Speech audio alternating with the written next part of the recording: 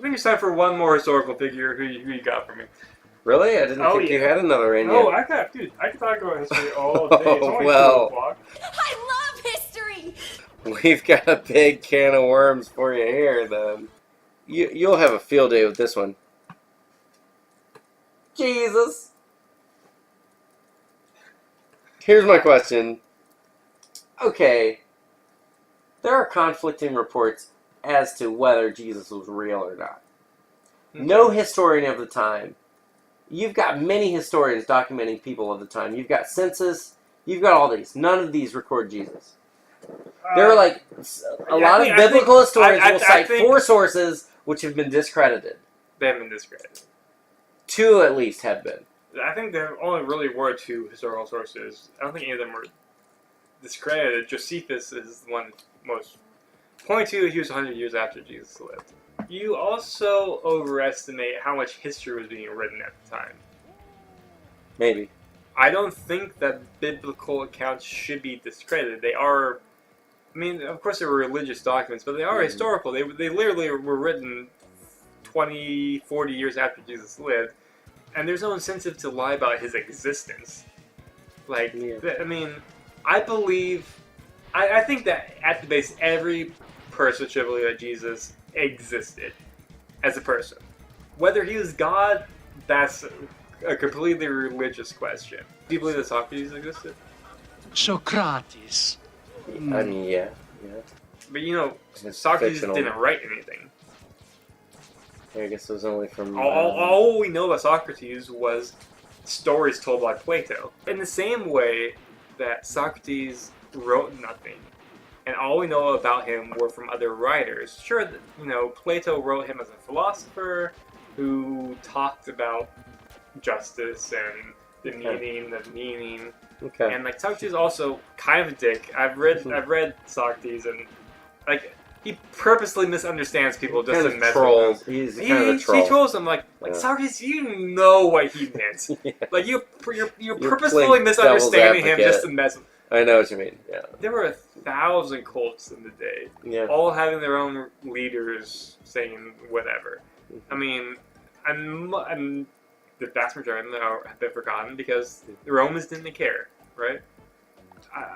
There wouldn't be much reason for the Romans to record, oh, there was a guy who said he was God.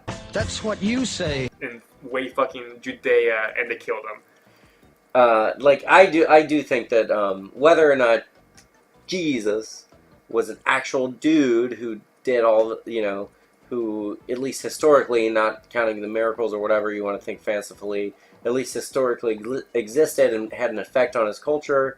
That's probable, especially since it's such a great f***ing story. Like, one of my favorite musicals is Jesus Christ Superstar, because Jesus, saw you with me, touch me, Jesus. I don't know. There's just something about the story itself of somebody being somebody sacrificing and being a martyr that is it's very compelling.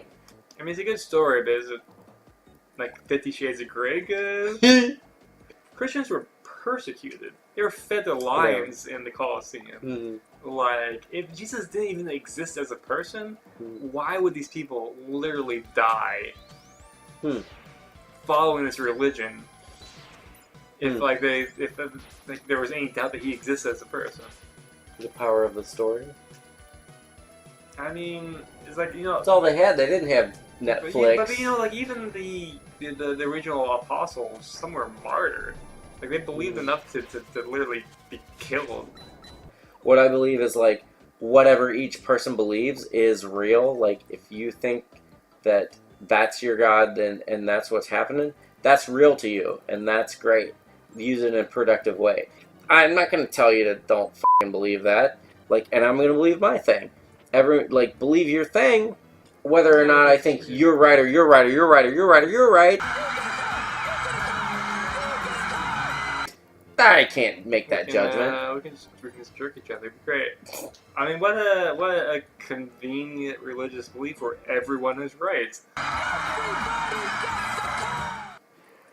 Well, I'm not going to kill anyone over it. You've seen Futurama, right? Yeah. Remember the episode where Bender becomes God? where he meets God and he becomes a god.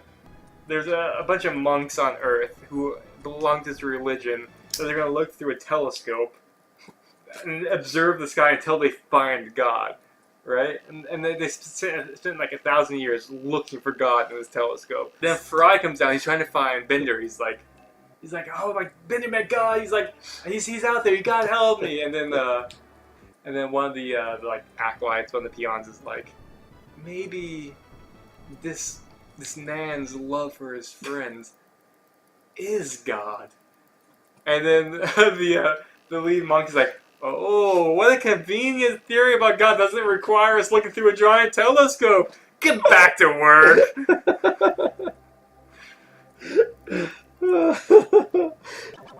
Anyway, who's our fourth historical figure? We're doing it. That's all you got on Jesus, huh? All right. Well, I mean, okay. Do you want to talk more about his historical? No, Jesus? my only question was he real or a concept? And you've answered. I think I've answered that. You've answered. Do you want to talk about Jesus' sacrifice? Do you want to talk about Romans Road? How, man has sinned and fallen short of the glory of God. Through Jesus' sacrifice, he took all sin upon himself, so that through his blood, we, through belief in him, can then gain atonement. Do you want to talk about this? Do you want to talk about that? Do you want to talk about theology behind Christianity? Because, I think you should know the theology behind Christianity. Do I want to talk about that? Actually, no. I don't. At least not in this video. Okay.